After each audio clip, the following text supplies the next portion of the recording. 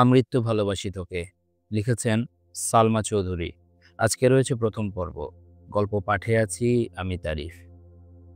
৭ বছর পর বাড়ি ফিরছে খান বংশের বড় ছেলে সাজ্জাদুল খান আবির। বাড়ি ফিরছে বললে ভুল হবে, বিদেশ থেকে দেশে ফিরছে আবির। এই ৭ বছরে খান বাড়িতে ঘটে গেছে অনেক ঘটনা, যার সাথে সশরীরে যুক্ত নেই আবির, তবে আত্মিকভাবে প্রতিটা ঘটনায় জড়িয়ে আছে সে। আবিরের বাবা চাচা ৩ জন। আবিরের বাবা সবার বড়, নাম আলী আহমদ খান। তানভীরের বাবা মেজ নাম মোজাম্মেল খান। ছোট চাচ্চুর নাম ইকবাল খান। আবির তার বাবা মায়ের একমাত্র ছেলে। মেজ চাচা মানে মোজাম্মেল খানের এক ছেলে এক মেয়ে। ছেলের নাম তানভীর খান, মেয়ের নাম মাহাদিবা খান মেঘ। ছোট চাচার এক মেয়ে এক ছেলে, মিম আর আদি। এখনও তারা এলাকার যৌথ পরিবারগুলোর মধ্যে শ্রেষ্ঠ। বাড়ির সকলের প্রাণ যেন এক সুতোয় বাঁধা। ৫ ভাই বোনের মধ্যে আবির সকলের চোখের মণি। আবিরের জন্মের পর তার বাবা মা দ্বিতীয় সন্তান নেওয়ার চিন্তাই করেননি। এসএসসি পর্যন্ত সে বাড়িতেই ছিল সবার নয়নের মণি। আবিরের চাঞ্চল্যে মেতে থাকত খানবাড়ি। আচমকা যেন পরিবেশটা পাল্টে গিয়েছিল। ১৮ বছর বয়সে আবিরের হঠাৎ করে স্কলারশিপে বিদেশে পড়তে যাওয়া। বাড়ির সকলের সাথে শারীরিকভাবে যেমন দূরত্ব বেড়েছিল, তেমনি দূরত্ব বেড়েছে মানসিকতার। ৭ বছর পূর্বের আবিরের সাথে বর্তমান আবিরের আকাশ পাতাল পার্থক্য। দেখেও যেন চেনার উপায় নেই। ৬ ফুট লম্বা ছেলেটা, গায়ের রং শ্যামলা, গালভর্তি চাপধারী, চুলের স্টাইল কোনো নায়কের থেকে কম না। তার ফ্যাশন আর লুকে যে কোনো মেয়ে এক দেখাতেই প্রেমে পড়তে বাধ্য। প্লেনে বসে আবির অবলীলায় ভেবে যাচ্ছে অতীতে ফেলে আসা স্মৃতিগুলো। সেই চাঞ্চল্যকর মুহূর্তগুলো এখন শুধুই স্মৃতির পাতায়। মাকে রেখে এসেছিল সেই যৌবনের প্রথম দিকে, যখন তার বয়স ছিল ১৮। সেই সময়ে মাই ছিল তার একমাত্র বন্ধু। আজ সে ২৪ বছরের যুবক। এতগুলো বছরের একটা দিনও বাদ যায়নি যে মায়ের সাথে ফোনে কথা বলেনি সে। বাড়ির সকলের সাথে মোটামুটি কথা বলার চেষ্টা করেছে। ছোটবেলার স্মৃতিগুলো ভাবতে ভাবতে নিজের দেশে পৌঁছে গিয়েছে আবির। এয়ারপোর্টে আবিরের বাবা আলী আহমদ খান আর তানভীর দাঁড়িয়ে আছে। তানভীর সম্পর্কে তার চাচাতো ভাই আর বয়সে ২ বছরের ছোট, কিন্তু দুজন দুজনের বেস্ট ফ্রেন্ড আর কলিজার বন্ধু। তানভীর আবিরকে দেখেই দৌড়ে এসে জড়িয়ে ধরল। এই ৭ বছরে একবারের জন্য বাড়ি ফেরেনি আবির, তবে প্রতিনিয়ত কথা হয় আবির তানভীরের। আবির তার আব্বুকে সালাম করে জড়িয়ে ধরে। তারপর বাড়ি ফিরে ৩ জন। বাড়িতে যেন হৈ হৈ রই রই ব্যাপার। হবে নাই বা কেন? বাড়ির বড় ছেলে এত বছর পর বাড়ি ফিরছে। রান্নাঘরে বাহারি রকমের রান্নার ধুম পড়ছেন মা চাচিদের। হঠাৎ দরজায় আবিরকে দেখে সবার মধ্যে হইচই শুরু হয়ে গেছে। আবিরের আম্মু দৌড়ে এসে জড়িয়ে ধরলেন ছেলেকে। আবেগ আপ্লুত হয়ে মাকে জড়িয়ে ধরল আবির। মমতাময়ী মাকে সেই ৭ বছর আগে ছুঁয়েছিল, আজ এত বছর পর মায়ের ছোঁয়া পেল আবির। মা চাচিদের সালাম করল। সোফায় বসিয়ে ছেলেকে একের পর এক শরবত নাস্তা দিতে ব্যস্ত সবাই। এরই মধ্যে উদয় হলো মিম আর আদির। মিমের বয়স ১৪ বছর। তার ছোট ভাই আদির বয়স মাত্র ১০ বছর। আদি এই বাড়ির সবচেয়ে ছোট। আবির যখন দেশ ছেড়েছিল তখন আদির ৩ বছর হয়েছে মাত্র। ভিডিও কলে দেখতে দেখতে ভাইকে সে একটু একটু চেনে। দৌড়ে এসে জড়িয়ে ধরেছে ভাইকে। আবিরও জড়িয়ে ধরেছে আদিকে। মিম ও আবিরের পাশে বসেছে, খোশ গল্প করছে সবাই মিলে।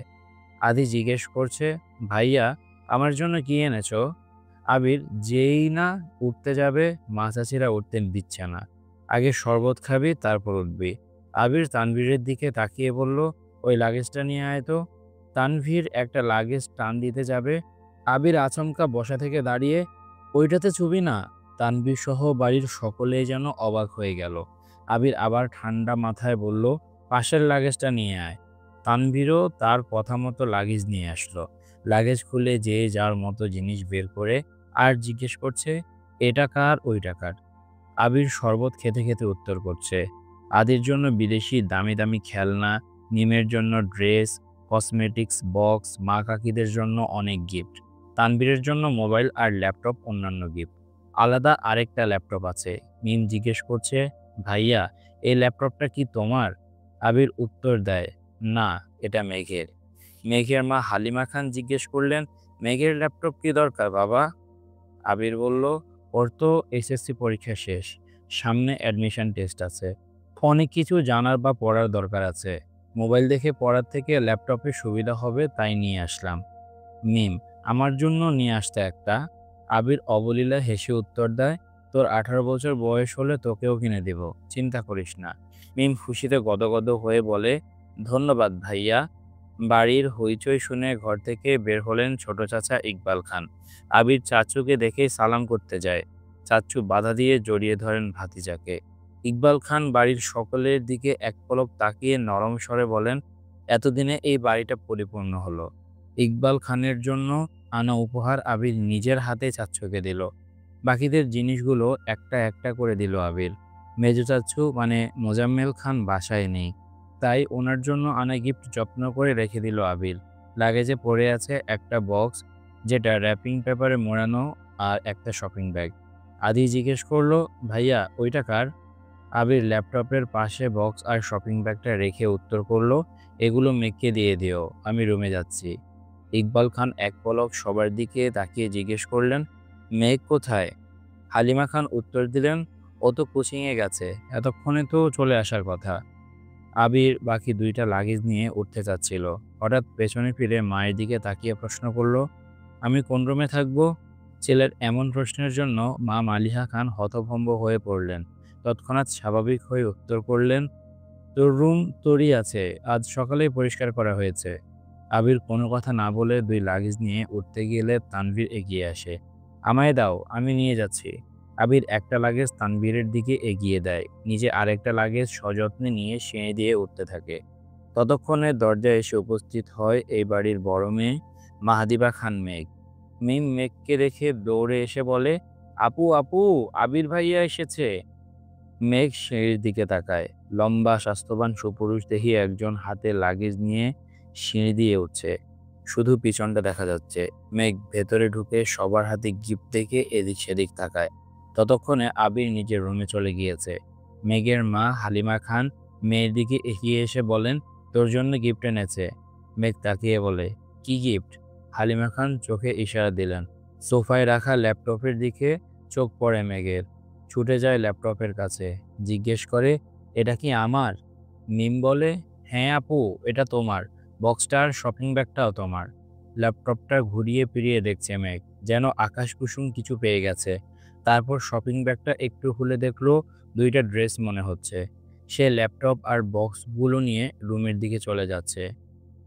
এই ছিল প্রথম পর্ব। কেমন লেগেছে তোমাদের অবশ্যই কমেন্ট করে জানিয়ে দাও। এটা কিন্তু তোমাদের অনুরোধের গল্প ছিল এবং আশা করছি তোমাদের ভালো লাগবে। যদি ভালো লাগে অবশ্যই কমেন্ট করে জানাতে ভুলবে না। যারা এখন আমার ফেসবুক পেজটিতে যুক্ত হওনি, ডেসক্রিপশন বক্সে লিঙ্ক দেয়া আছে কিংবা পিন কমেন্টেও লিঙ্কটা পেয়ে যাবে।